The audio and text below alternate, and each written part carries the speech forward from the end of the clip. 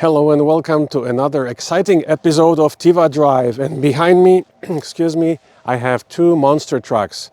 On my right is the Rivian R1S dual motor performance. On my left is the Cadillac Escalade IQ. This one is a monster truck by sheer numbers, weight, battery size, horsepower, etc. And this one is a monster by its, they're actually both monsters by price because they are both up to 200 grand in price. This one starts at 180, this one starts at 140. But you go to the top models, this one as equipped is 200 grand. And this one, the top quad is 200 grand as well.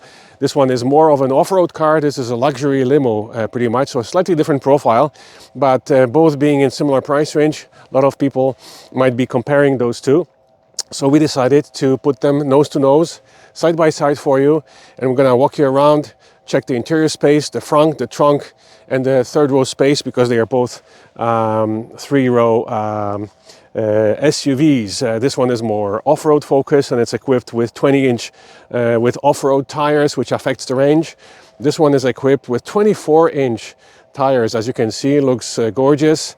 So it's definitely more of a city limo versus this being a hardcore off-roader.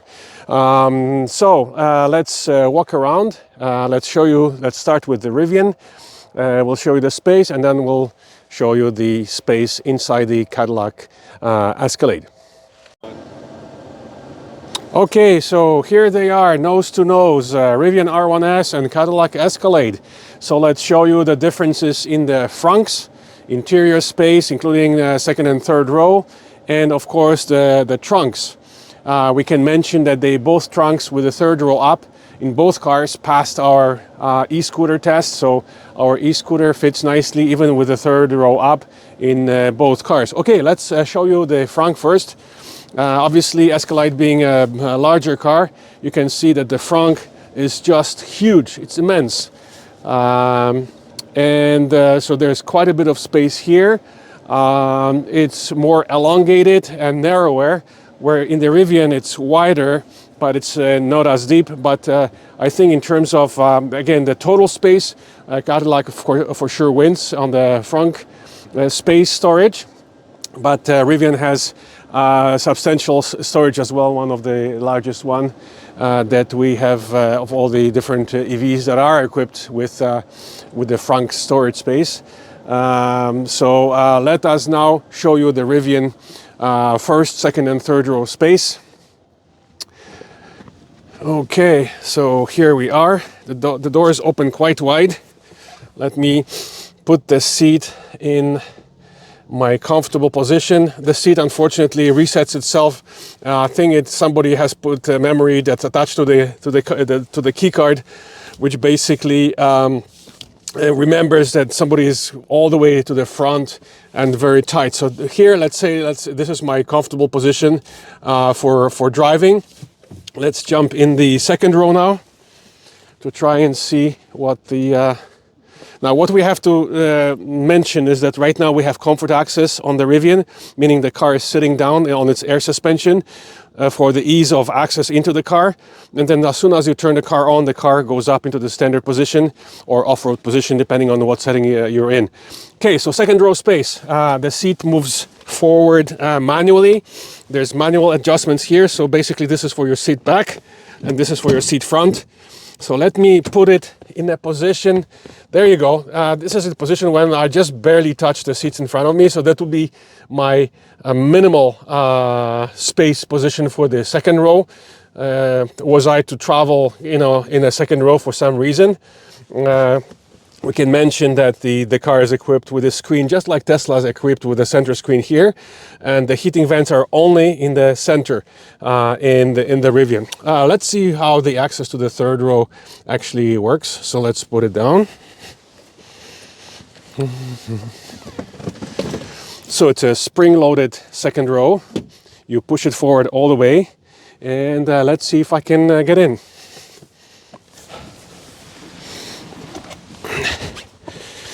It's a bit of an exercise for someone my stature and my age, and so I guess Yeah, this would be, the seat didn't go all the way back, but if you look at the front seat, it would be a struggle for someone to sit, you know, a tall person here in the third row. So as much as when we ran the comparison with Vistic 1 for third row space and accessibility, Rivian 1 on the trunk space with the third row up. So it's not the most comfortable position. I would not recommend having two adults here in the third row in the Rivian. So finally, let's show you the trunk. I have to reverse out of the third row space. I'll show you the frunk. So the gate is two-part gate, just like the X5 BMW. This is a manual gate. The bottom, you open it separately, and this is a power gate at the top. So we did fit our e-scooter here. Our Segway fits here, no problem. And there is lots and lots of storage space under the floor. Okay, so there it is. It's just a manual little cover. Let's walk over to the Cadillac right away and show you the difference in space. So you've seen the Frunks. Let's do the first, second, and third row space and the trunk as well.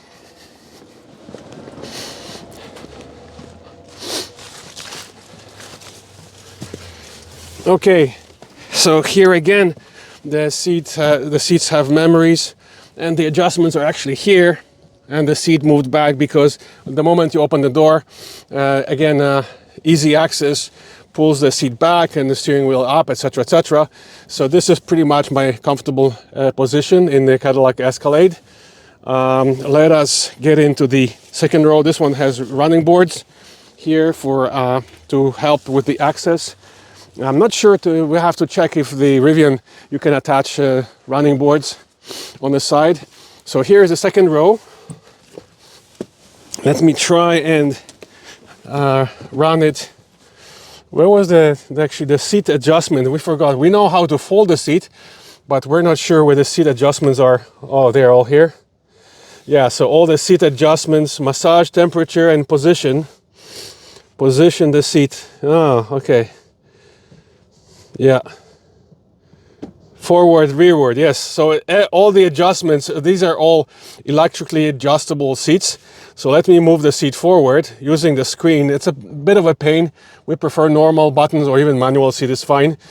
This here, everything is controlled through the screen. Okay, so this will be my minimal comfortable position for the second row. Again, I'm just barely touching the seat. And let's see how we access the third row, and if we can access the third row. As we mentioned in the Vistic, we were able to access the third row better than in the Rivian. Let's see what the situation is like in the Escalade. So to access the third row, excuse me, there is a button right there on the door. So you pull it down in order to give you access to the third row. And that's about it. That's as close as it gets. Look at the access. So I'm not even going to attempt it. You can maybe show the space in the third row. Even though this is a larger and more expensive car than the Vistic has way easier access, and it seems to have more space in the third row, surprisingly, because this is such a big car. Perhaps in the IQL version, which is even more expensive and longer, the third row access and space will be better. I won't even try to squeeze myself into here because the access is just too narrow for me. So again, mostly children, maybe teenagers who are not too tall, this space might work for. And finally, let's show you the trunk. So the trunk itself is larger. As you can see, our Segway scooter fits here no problem. But once we remove the Segway to try and explore the space in the trunk, what we find is there is no space under the floor. So what you see is what you get. This is just for storage, cables, emergency tire kit, and such. And there is, of course, your Tesla adapter, because GM cars can charge. Now what we have to mention, let's show you the charge ports in both cars, very important. So this, the GM products for now have CCS fast charging charge port. However, the Cadillac Optique 2026 is the first GM product to feature NACS Tesla plug. So here's the charge port. There you go. So it's still CCS and J1772, and with the adapter provided. So we're probably gonna go to the Tesla supercharger to try and charge it. I'm not sure why it's ringing, but anyways, let's close it.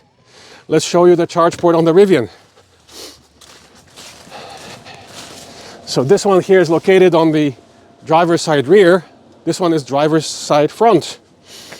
And we just press it. I think we just press it. And we may have to use the screen. The salesman told me that it's enough to just press it and it should open, but let me go to the screen and try and open it up for you.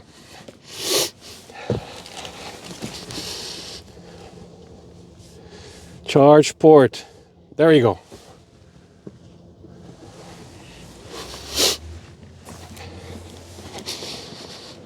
So the charge port is open, and as you can see, it's a Tesla NACS. So eventually both of these companies will come with the NACS Tesla charge ports, in which case you're going to have to use an adapter for your J1772 and use the adapter to charge at CCS 1 type stations. That's about it for space. Let's take you for a quick spin in the Rivian to tell you about our impressions and test results. Very brief test because it's just an overnight test drive, while the Caddy will have it for the full week, so we'll have more chance to test it more. Perhaps in the future we'll get to keep the Rivian for a longer period for proper testing.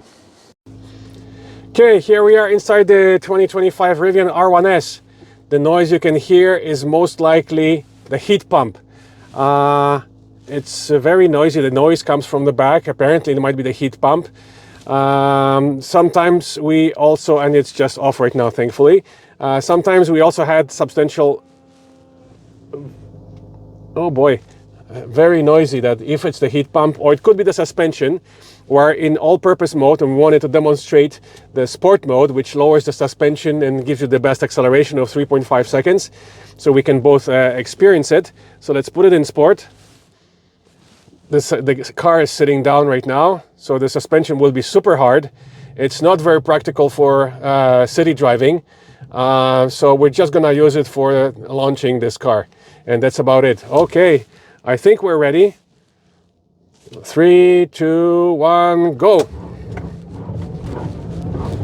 So basically, as you could tell, the sport mode overwhelms the tires. These are off-road tires. These are not tires meant for acceleration.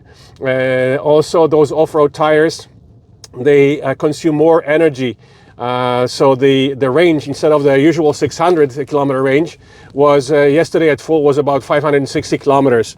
So they definitely do affect the performance when accelerating and consumption of the car. So we're gonna take it off the sport mode because the suspension is just simply too hard going over bumps and uneven roads.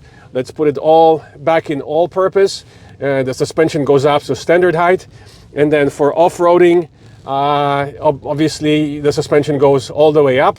The car would be in its highest position, but that's only available up to about 40 kilometers per hour, and then automatically the suspension resets to standard height. All in all, a very interesting few hours. We'll have to think hard after we properly test the Cadillac Escalade, which is priced similarly to this Rivian. We'll have to determine whether whenever you're spending 140 to 200 in the case of the Rivian, or 180 to 200 in the case of the Cadillac Escalade, and the IQL, the long version, of course, is likely even more than that. We'll have to determine which one is a better deal. They are cars of slightly different profiles. This is a more hardcore off-roading car, and with unbeatable off-roading capabilities. waiting and etc. etc. So you're into that, this would definitely be your choice. And if you are more into luxury cruising, then the Cadillac perhaps would be your choice. All we can say is a very brief test of this car, and we're about to return it. It's just an overnight loan, and thank you very much to Rivian of Toronto, located in the Woodbridge, and around the area of Highway 400 and Highway 7.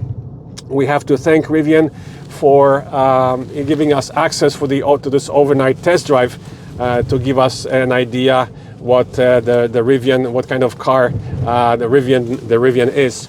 So the consumption, to get to the consumption screen, you have to go to the apps, and you go to, let me just see here, energy. There you go, energy and energy use, energy monitor. There again, you have the average consumption, and it's expressed in kilometers per kilowatt hour. So don't look at that because we were just driving aggressively. It's only showing 2 kilometers per kilowatt hour. However, our best results yesterday on the highway was about 3.4. In the city, we got up to about 3.8 kilowatt hours. 3.8 kilometers per kilowatt hour. So that's kind of in the ballpark of the Cadillac Escalade. So far, we've only driven it for a day or so, and that's that was a kind of a same result on the Caddy, even though it's a bigger and heavier car with a bigger battery. Now, range-wise, of course, because the Caddy has a bigger battery, over 200 kilowatt hours, where the Rivian in its max pack, the largest, the Rivian offers you 3 different battery sizes, just around 90, then 108, and the max pack is 140, where the Caddy offers you 200. So, and the rated range is about 600 kilometers on the dual motor max pack, and on the Caddy it's 700. So Caddy offers you an extra 100 kilometers range, even though the difference in battery is huge, from 140 to 200. So it's almost a size of a Chevy Bolt battery difference between the Rivian and the Caddy, and only 100 kilometers more. So the efficiency definitely is better on the Rivian side. I mean, it is a smaller and more efficient vehicle. It's a software-defined vehicle. We're going to kind of name this review Volkswagen Scout test, because you can expect the same software to be available on the Volkswagen Scout brand that's coming up in a couple of years. So it will be very interesting to see. The factory is currently under construction, and the batteries for that might be coming from Ontario, somewhere near London. Ontario is the largest in North America battery factory that Volkswagen is building, and I'm sure that some of those batteries will end in the Volkswagen Scout. That factory is in the US. So if those tariffs are not ironed out between now and then, that will affect the price of the car here in Canada. But for now, yeah, let's talk about this Rivian. So again, air suspension is great in both cars. Of course, the Caddy has the advantage of rear wheel steering, and that makes it feel like a much smaller car than it really is. The rear wheel steering is kind of essential on a lot of the really large cars to help you park, get into tight spaces, etc. So here the Rivian does not offer this option, even in its most expensive version. However, when you go to that top version, which is the quad motor, with the motor at each wheel, you can actually also do tank turns, just like we did with the Mercedes G580. If you saw that video, if not, you can have a look. We did a tank turn on our beach on Georgian Bay. We did a full 360 using the tank turn function on the Mercedes. So you can do the same exact function on the quad motor Rivian. And both cars, that car was also priced around 200. So if you're into that kind of thing, we would probably hesitate between, if we're hard off-roaders, we would hesitate between the Mercedes and Rivian. Rivian having, of course, much longer range, almost double the range of the Mercedes.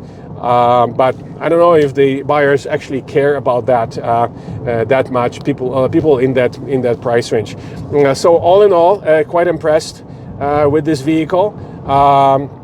I just wish we could get it for a longer period of time. Let's try to end our video. This is the fully hands-free autopilot. You activate it by tapping twice on the gear shifter. We can increase the speed. Actually, it's already automatically speed at the speed limit. And it's a fully hands-free system.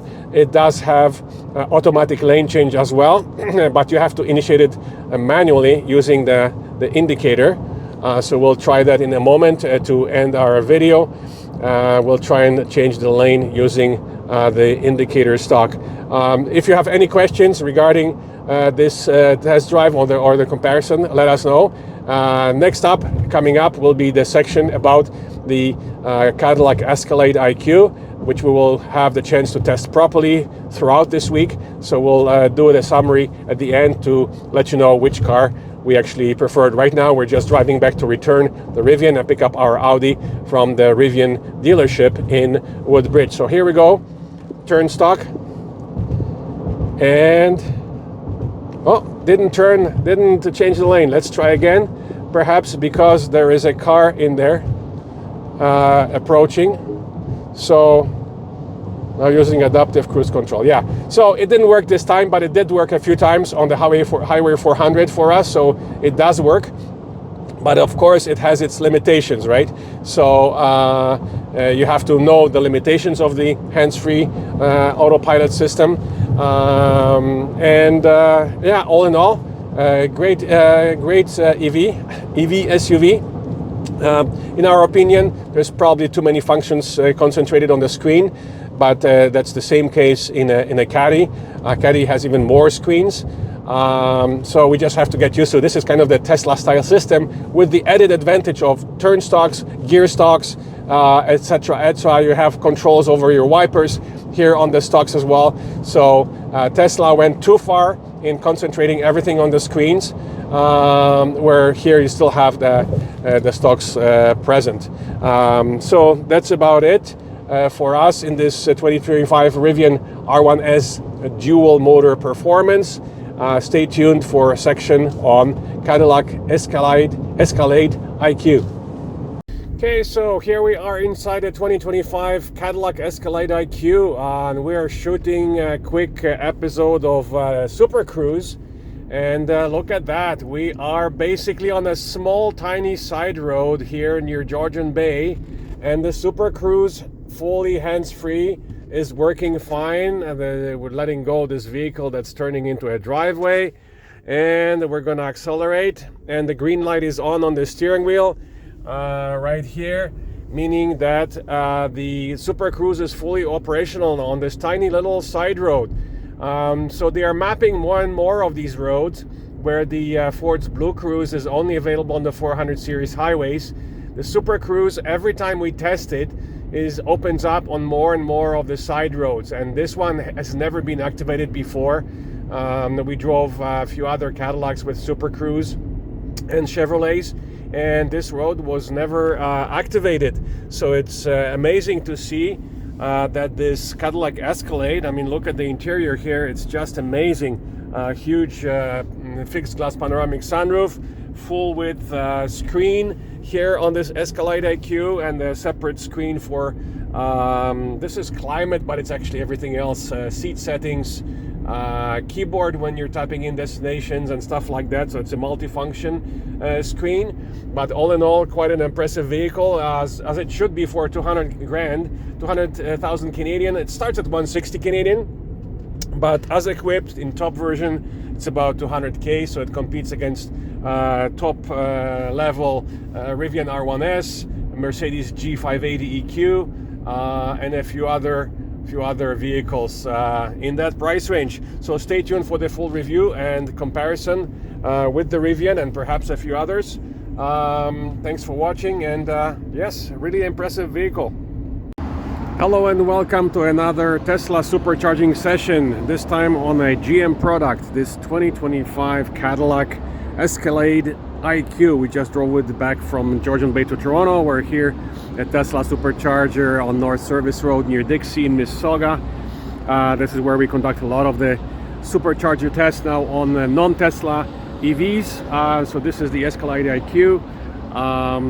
Amazing interior. We just drove it from Georgian Bay using an average of about 2.7 kilometers per kilowatt hour, bringing this consumption under 40 kilowatt hours per 100 kilometers.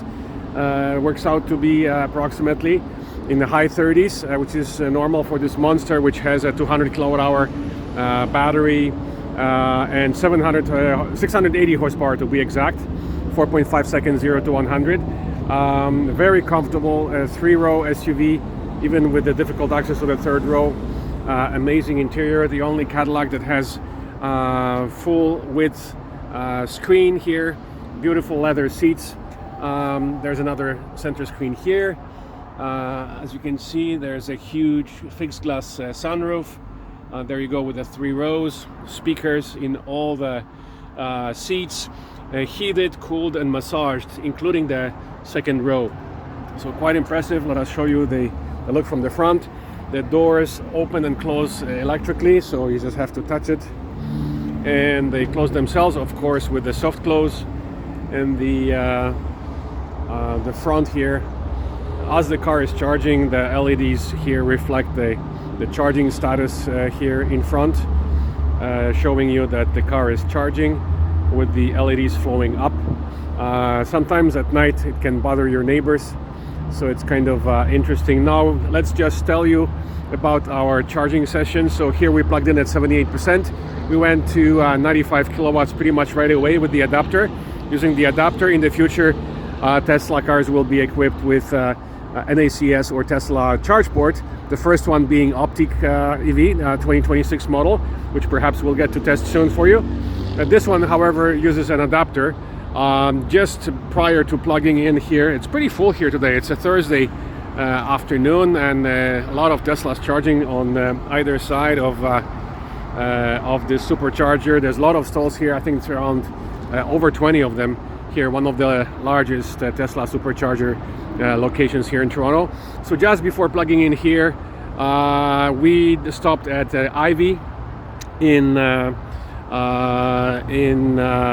this was en route in Innisfil on 400 southbound, and we were at 85%, we charged to 90%, and the maximum speed we got there was 55. So nearly 100 kilowatts here with the Tesla adapter is really not bad. As you can see, we're using the adapter provided by GM. We have our own adapter, but since they provided it, we're using theirs instead. So that's about it for the 2 fast charging sessions that we enjoyed. We had to top up this car in order to close this door. Very easy. You put your foot on the brake and the door closes automatically. A lot of noise from the QEW. Sorry about that. And we have to cancel this. A lot of noise from the road outside. So we thought we'd finish this quick video here inside the car.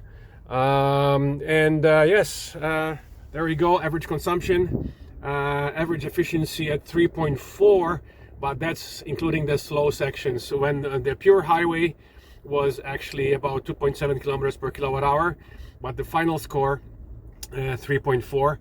We'll post the full details on our Facebook page, so stay tuned there. And then, of course, we'll do a quick summary for you, including all our tests on this 2025 Cadillac Escalade IQ. Quite an impressive vehicle. A lot of people stopping to ask questions and commenting on this great looking electric SUV. Okay, so we're back with another session, fast charging DC session at Electrify Canada, here this time around with Cadillac Escalade IQ. And we did one previous session at Ivy without preconditioning from about 85% and the maximum speed was 55. Then we did a Tesla from about 70% with an adapter, and the top speed was 99. And it seems to be the case today here at Electrify Canada. From 70%, the maximum speed we got was actually right now we are up to 105. So not much more than the Tesla supercharger with adapter, and this is the 350 kilowatt unit, so it should be doing more, but remember we're at 70%, so it doesn't seem to be going any faster. This is our third DC and likely last DC session. We're going to the lake house. We're gonna just charge it overnight at home, and we need the top up because this is such a huge battery that without this top up we wouldn't be able to go to max 100% overnight on our 20 amp charger. This monster needs an 80 amp charger for sure. So if you're planning on buying one of these, we recommend you should go with a much more powerful home charger for sure. Let us give you a quick look again all around this all-wheel drive Escalade IQ. There is one bigger model than this, the IQL, which is the long version. Yeah, so stay tuned for the full review. We're here at Canadian Tire in Barrie, and here is the monster from the front. Good looking car, amazing luxurious interior with tons of space in the trunk and frunk. But the consumption today was 50 kilowatt hours per 100 kilometers on the highway. So this monster with 680 horsepower, 4.5 second acceleration, and a 200 kilowatt hour battery uses a lot of energy to roll. Okay, stay tuned for the final summary of our testing this week. Okay, so we have now arrived at the final section of our comparison review video of this 2025 Cadillac Escalade IQ. And this time around we compared it with Rivian R1S. So you saw them side by side. And then previously we compared it with the Mercedes G580 EQ. This car here, as you see it, it's basically 200,000 Canadian.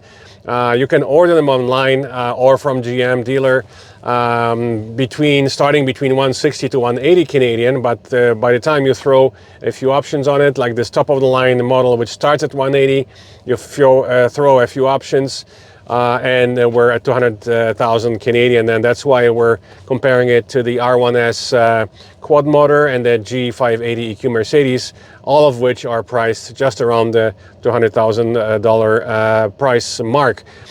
So we just wanted to show you the interior in a little bit more detail. You saw it from the outside. We show you the frunk and the trunk with the third row up and down, etc. The basic impression of this car is, as huge as it is outside, the interior space is actually quite cramped. The floor is quite high.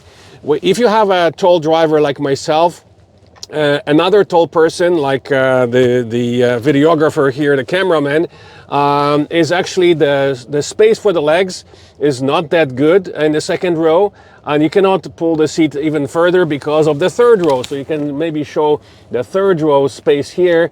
When the seat is down, one of them is down, one of them is up. When the seat is up, you have slightly more space to pull the seat back, but when the third row is down, you can only go back so much with the second row seat. They are all electrically adjustable via the screen here located in the center. These are captain's chairs. And also the headroom. The headroom in the second row is for somebody tall, over 6 feet tall. I was touching the ceiling, and so is the cameraman. Basically, the headroom is not huge because the floor, again, the huge battery, 200 kilowatt hour battery, is located in the floor, and so the floor is much higher than a regular Escalade. Older seniors will have difficulty. Actually, they did have.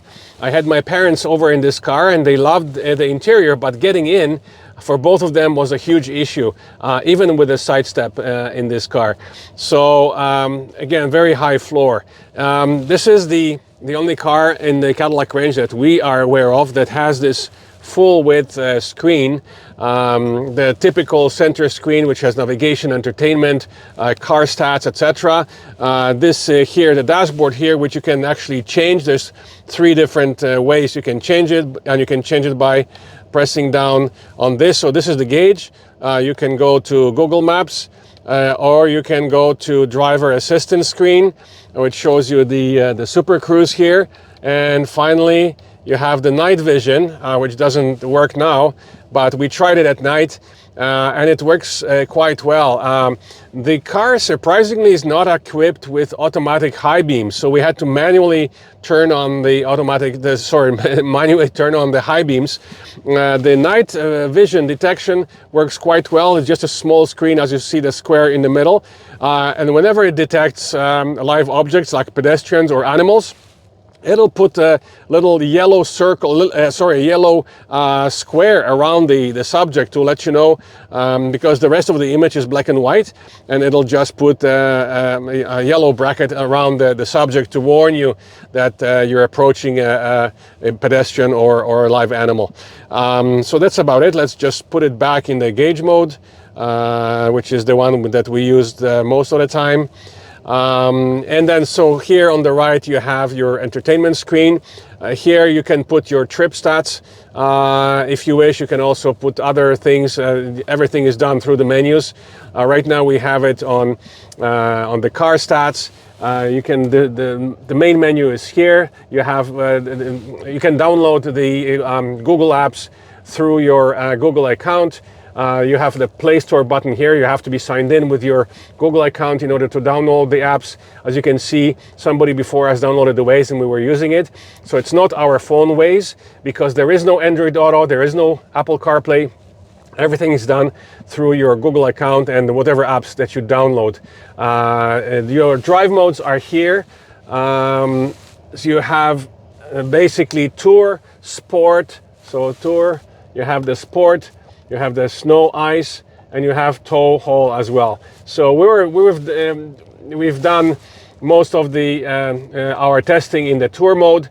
There's also a quick way to switch to the VMAX mode with the button, just like in the V-Stick.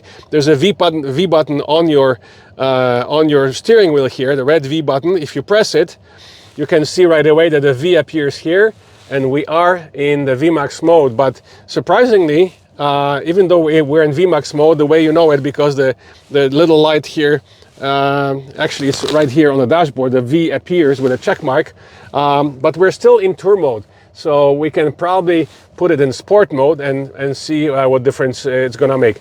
Then you have again the maps, the Google Maps. You have here the full map. You have your phone connections, no phone connected right now. You have your home location. This is your charging facilities. This is to actually turn off your car. Normally it turns off the moment you walk outside, but if you want to turn it off manually, this is the way you do it. This is finally a button for the only way to open the glove compartment box is right here. And this is your one pedal driving mode right there. So we're gonna go back to vehicle status. Some of the other things, like there's news, there's Amazon Music, there's even YouTube. Strangely enough, you would think that logically the passenger screen here, by the way, that passenger screen right now, I can see it. The moment I put it in drive, let's see here, I am in drive, but okay. So yeah, this display is unavailable, so you have to put it in park. If you want to activate anything on it, the passenger activates, so vehicle status, for example. Whoop. So right now I can see the vehicle status on the passenger screen. The moment I put in the drive, it disappears. So basically it can only be visible by the passenger. So now the limited functionality of those screens, both the front passenger screen and the screens in the back, there's very limited functionality. You can basically see the car status, or you can use your HDMI connection to view perhaps some videos. Strangely enough, you cannot watch YouTube on it. like we did on the BMW 7 Series, with a huge screen dropping from the ceiling. We could watch some YouTube videos, Amazon Prime videos, or Netflix videos. Here, the only movie you can watch is via an HDMI connection. So both for the front passenger on their screen, and the two back screens here for the second row passengers. And each one of them can be connected to a wireless headset. In terms of the screen here, you have the climate screen, but it has a lot of other functionality. For example, when you're navigating, when you're setting navigation, this becomes your keyboard. Of course, it has your climate settings. The second one is your air direction. The third one, it has your seat heating, seat cooling, steering heat as well. And it has your massage as well. So you have here the seats are heated, cooled, and massaged, both for the front and the second row. So that's another functionality. Here you have all the options for safety drive. The drive modes you can select through this screen as well. Doors and windows, lights, universal remotes, head-up display, rear steering as well. Of course, this car is equipped with air suspension and with four-wheel steering. However, there is no way to manually adjust the height of the car. Strangely enough, we would love, for example, we're off-road right now. It would be nice if we could actually hike up the suspension. Most of the other cars equipped with suspension, you are able to adjust the suspension in at least 3 different positions. Here, it's not. So it's very likely that the car has the ease of access. So when you turn off the car, it sits down. The moment you start it, it goes up. But that's about it. We have not found a way to manually adjust the height. Of course, the height is also adjusted depending on your drive mode, but there is no off-road mode, as you just saw. So basically, the car just automatically adjusts suspension as needed. So here again, let's go back to this to the options. Here's your headlights settings. Again, everything is done through the screen. And finally, you have the cameras on or off in different views. You have the standard view, overhead, side view, etc. So let's just put it back in its basic climate screen. So here you control the front, second row, and third row, of course, including heating and the different zones as well. So we usually kept it all in this mode. So you have 2 wireless phone chargers with cooling, with ventilation. So one here, one there for the passenger. 2 cup holders here, and you have a large storage here. And this is the Tesla adapter that was provided to us by GM. So we just keep it here.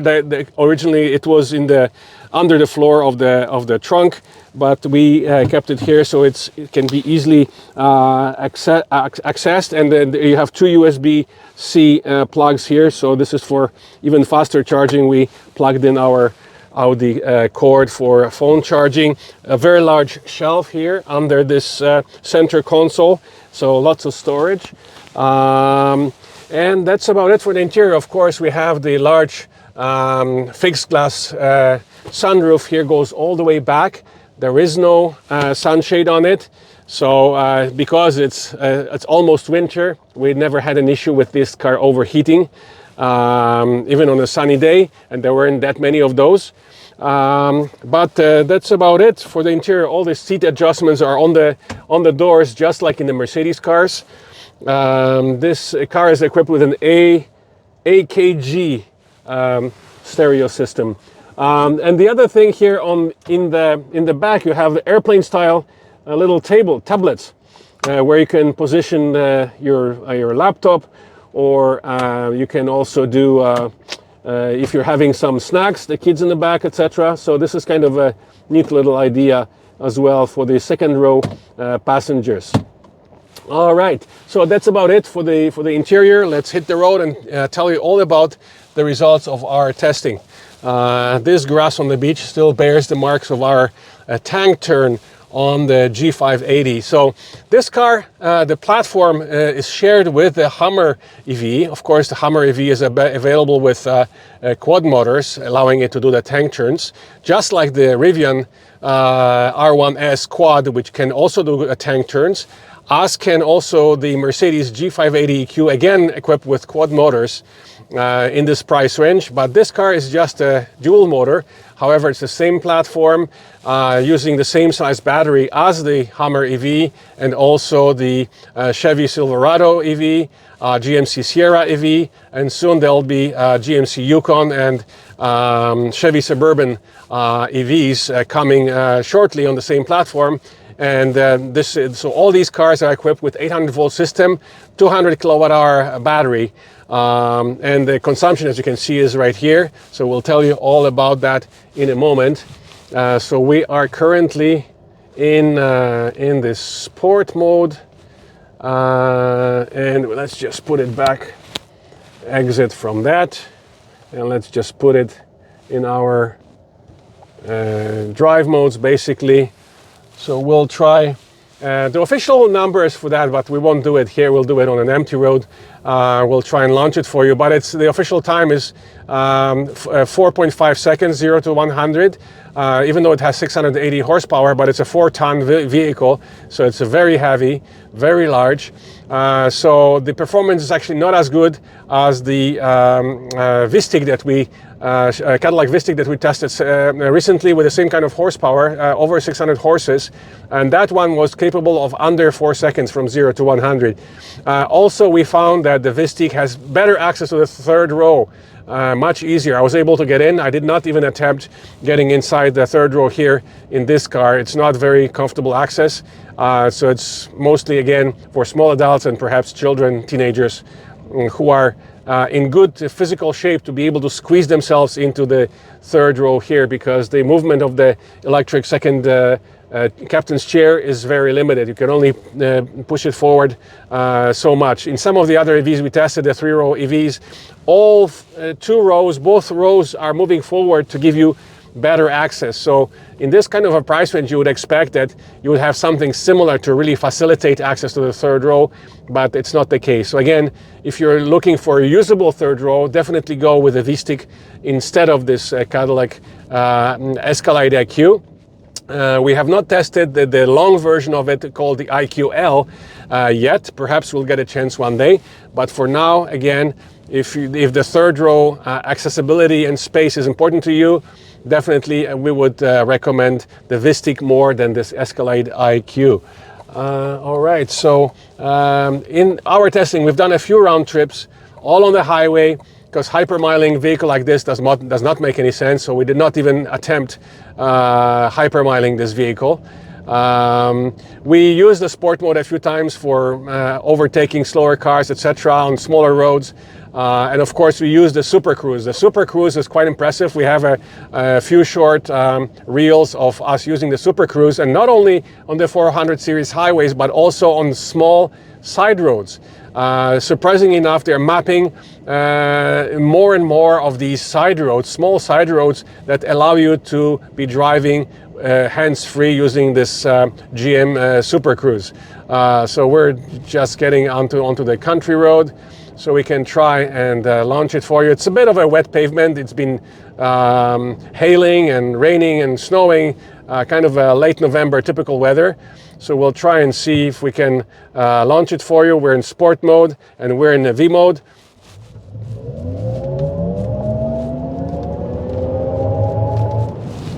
So it's definitely, it's okay, acceleration, but it's not as violent as the Vistic or some of the other cars equipped with 600 plus horsepower. And also you really have to hold on to the wheel quite a bit. When we were passing like a truck on the side road, we tried to pass it quickly, and you definitely have to hold on to the wheel.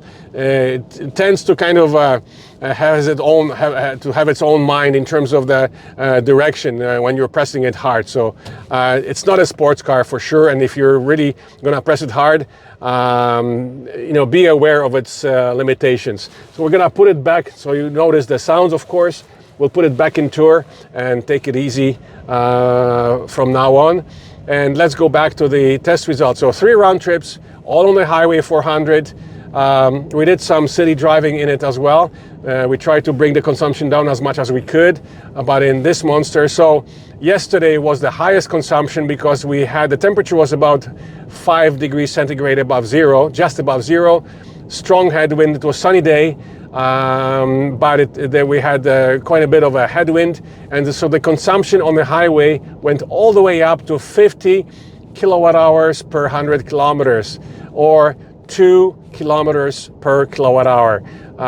So what that means is the highway range is only 400 kilometers versus the rated 700 kilometers. So in some extreme conditions with some headwind, even though the temperature wasn't even that low. So if the temperature drops well below freezing, you can expect that range to go down even further. So you'll be in the middle of the winter in very low temperatures, you're going to be well under 400 kilometers highway range. Our best result on the highway was about 33 kilowatt hours per 100 kilometers, giving it about 500 kilometer range. So it really depends on the conditions. We were at all times we were using the climate system on at 20 degrees. When I was by myself in the car, I would only use the driver with all the other ones turned off, and the steering heat actually turns itself on automatically when it's cold outside, and so does the seat heating.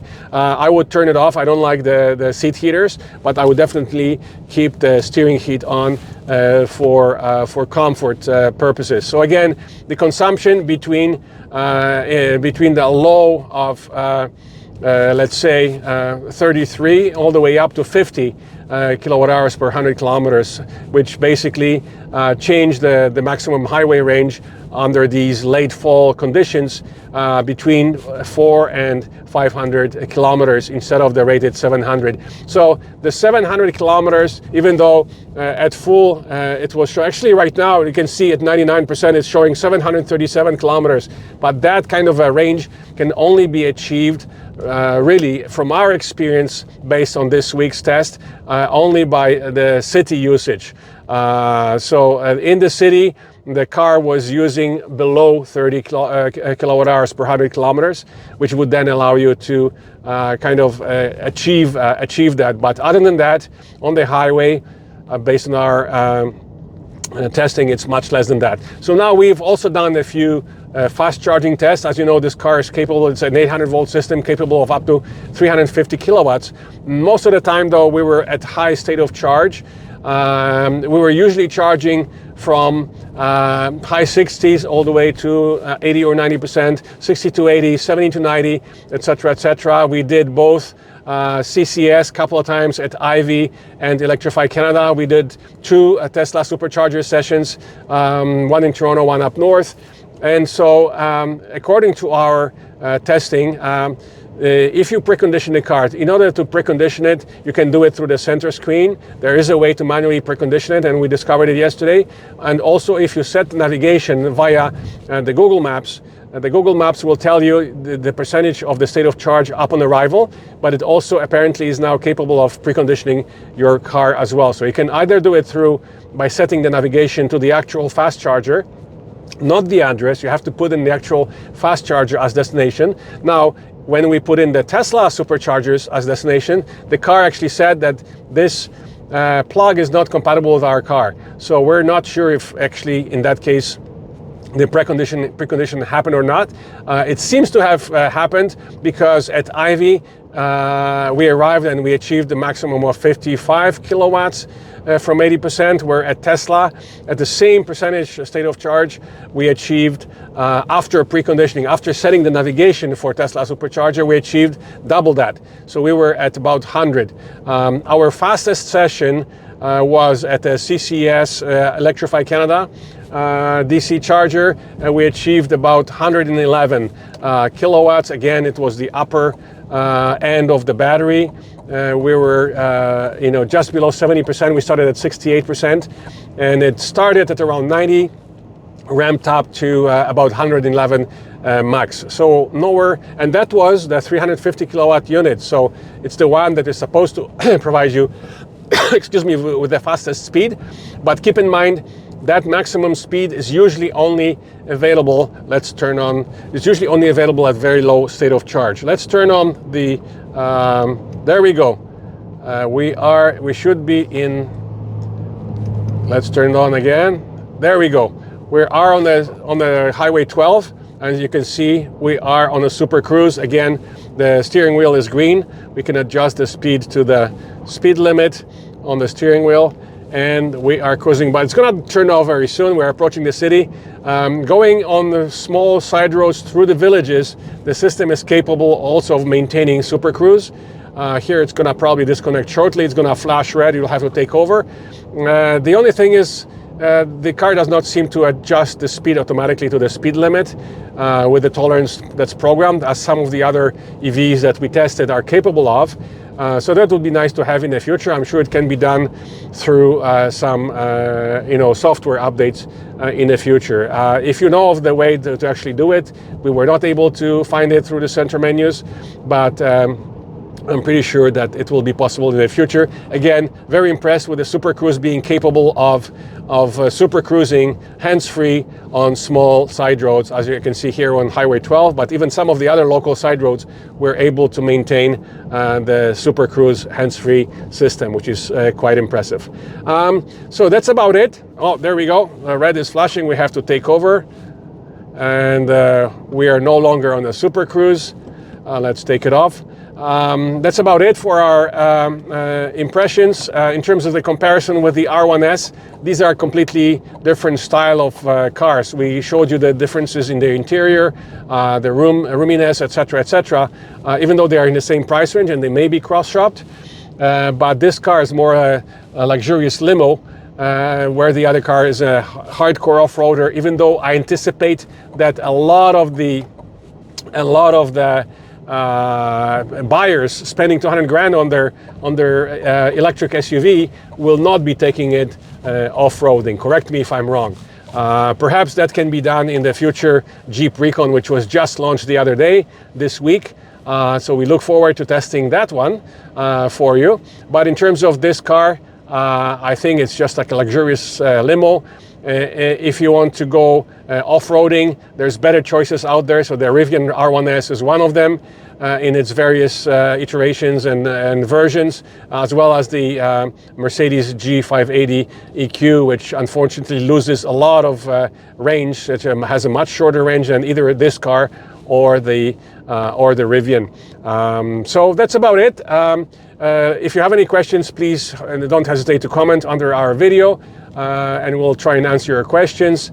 As usual, don't forget to press the subscribe button on our channel to be informed when next video is available. Lots more pure electric, plug-in hybrid and hybrid cars coming for testing with us very soon. So stay tuned. And as always, we have to thank our sponsor, Condos and Castles Realty Inc. You can find them at www.condosandcastles.com. See you at the next review.